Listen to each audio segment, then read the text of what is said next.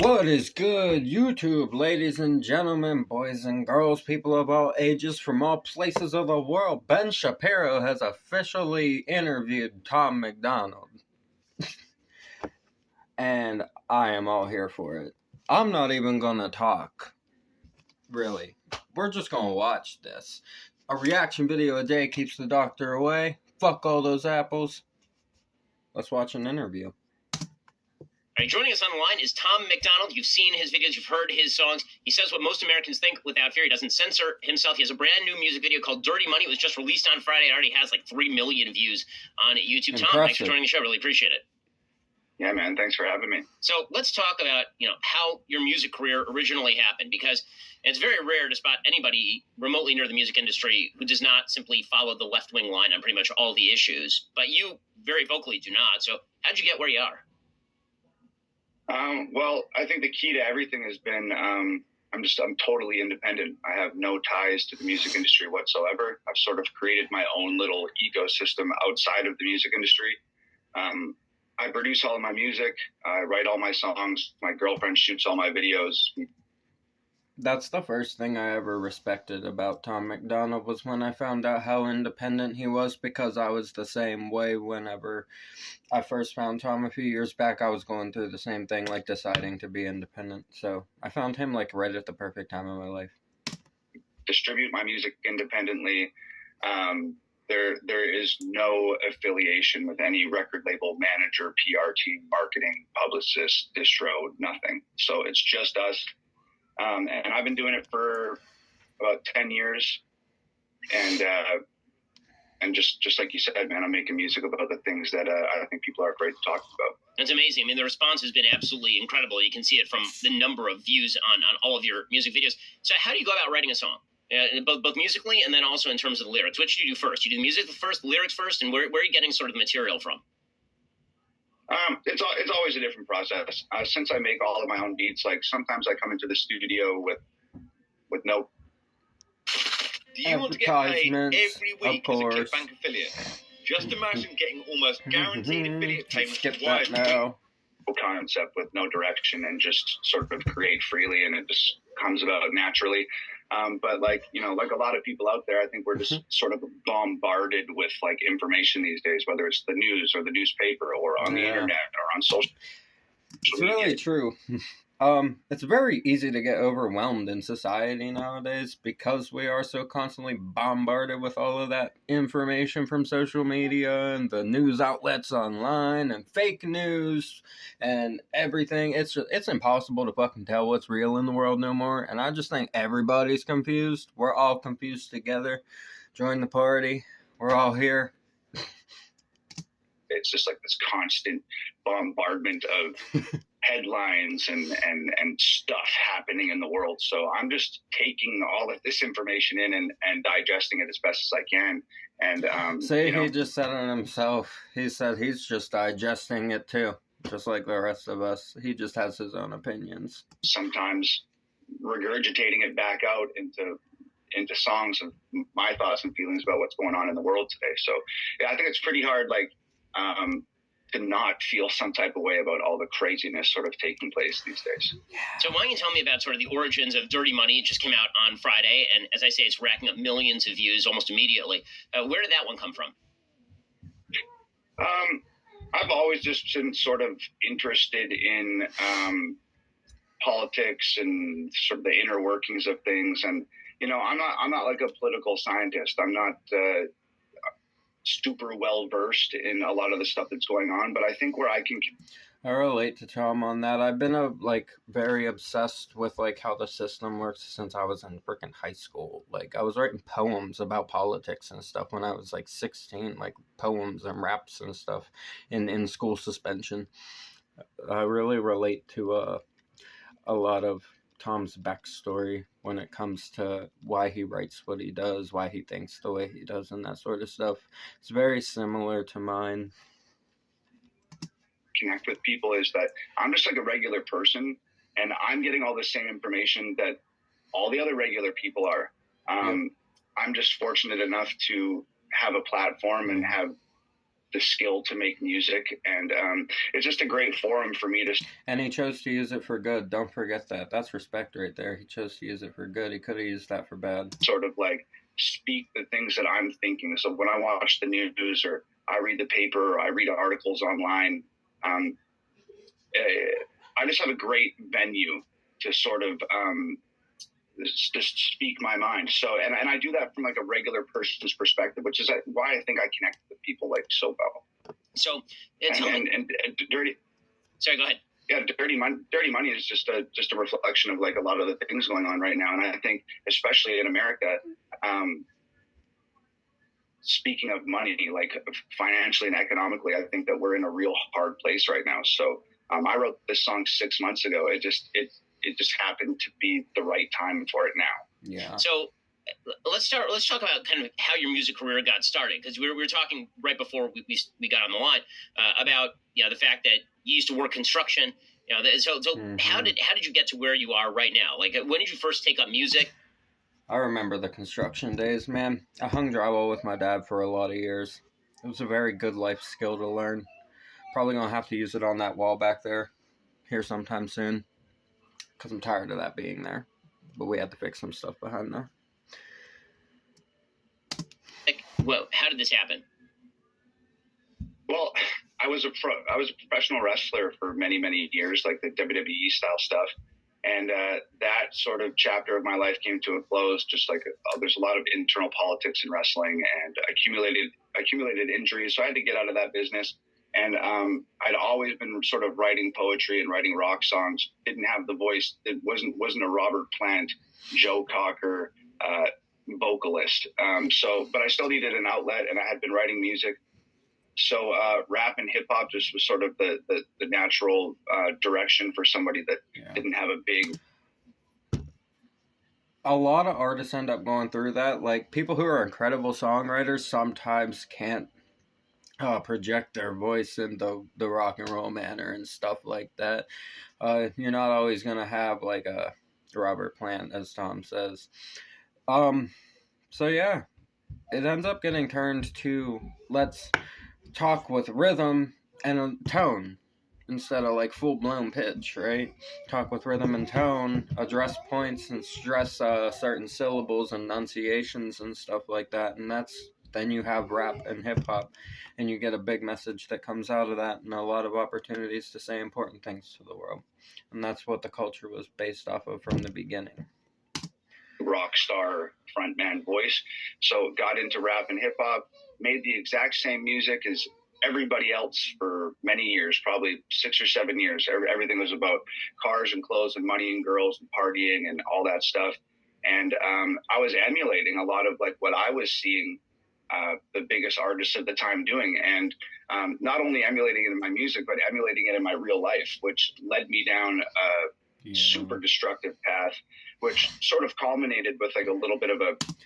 I can relate to that because like when I was younger, I listened to a lot of the music and stuff like that, and it made me think that doing drugs and stuff was cool.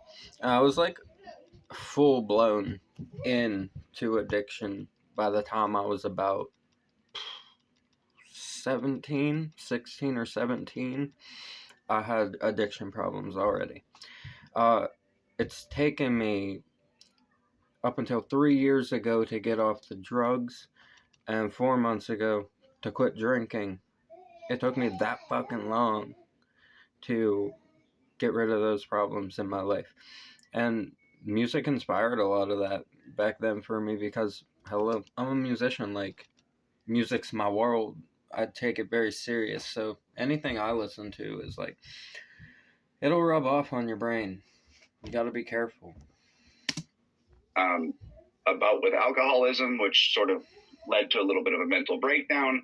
And that took me like 9 months to close to a year to rehab myself from that.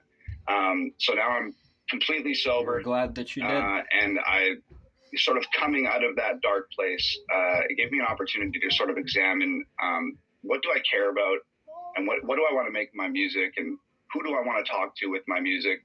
And I just sort of made the decision, like, I don't want to make music that's going to damage other people. Like the music I was listening to damaged me. So now I'm here.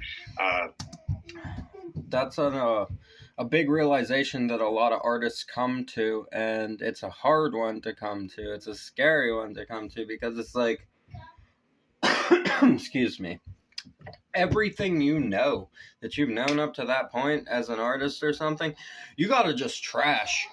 You gotta get rid of it to acknowledge that.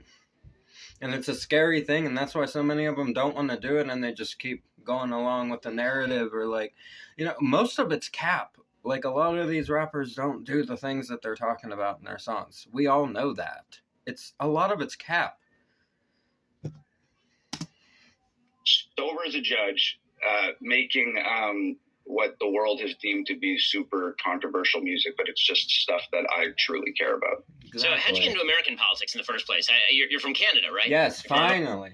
See, this is a question that people really want to hear Tom answer. Why did you get so involved with American politics? You're Canadian. People ask that about him all the time. Why the fuck does this Canadian guy care so much? Well, you're about to get your answer. So here we go. Northern neighbor. Yeah.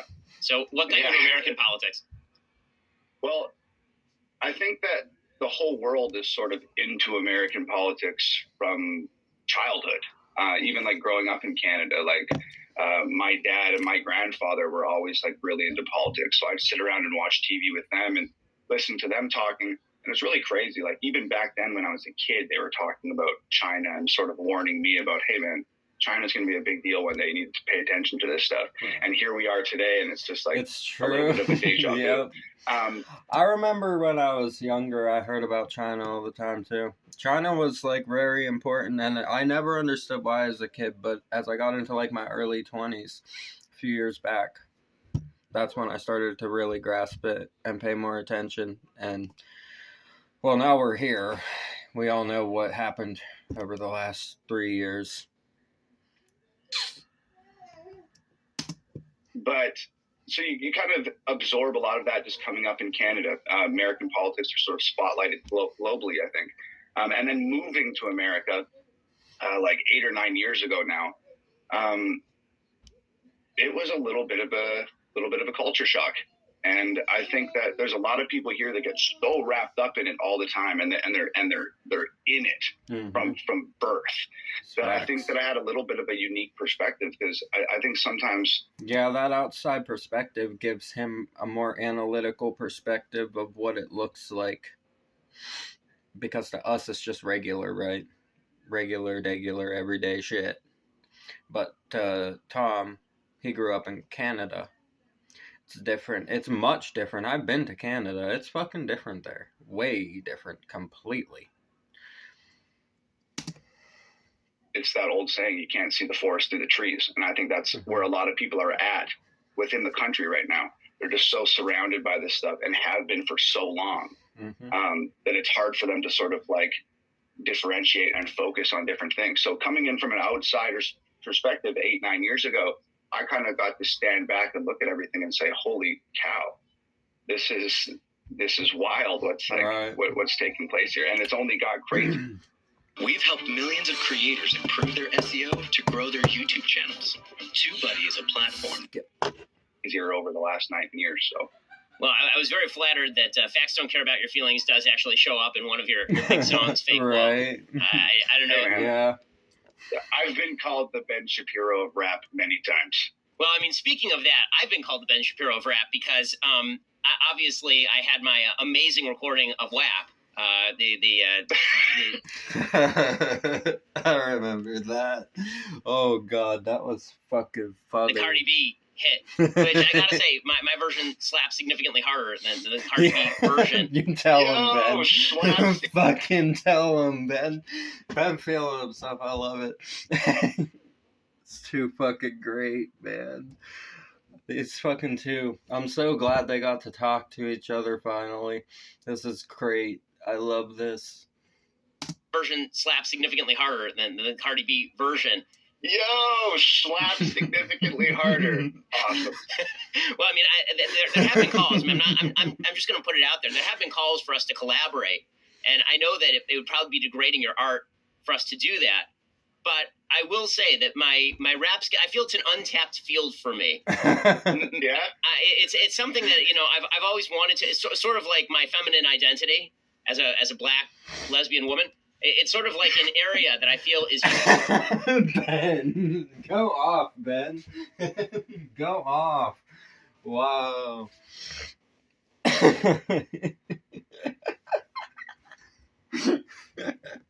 He's got Tom fucking howling over here. as a black lesbian woman, it's sort of like an area that I feel is just absolutely, I've never touched it. I've never really gone, like, I'm a classically trained violinist since the age of 5.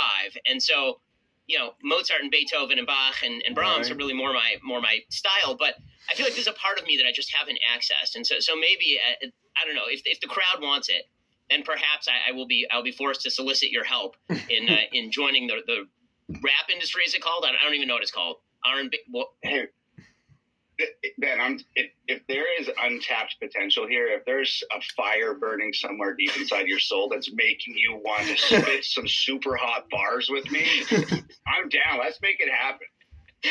Well, I really appreciate the invitation. Dude, if Tom Macdonald and Ben Shapiro did a song together, that would be fucking great. That would be one of the best things that ever happened on the internet ever.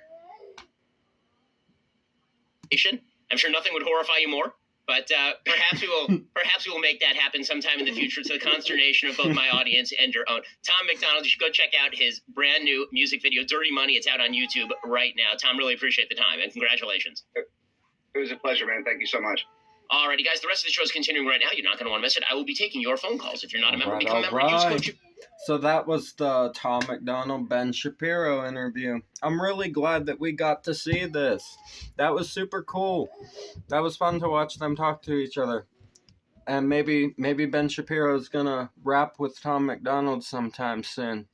Maybe we'll see that this year. That would be interesting, would it not? But guys, I hope you enjoyed this. Go leave a like on the original video. Follow Ben. Follow Tom. You guys already know what it is. A reaction video a day keeps the doctor away. Hit that like, comment, subscribe. Hit the notification bell. I love you guys. Hangover gang. You already know. Let's get it in the next video for Tom. Peace.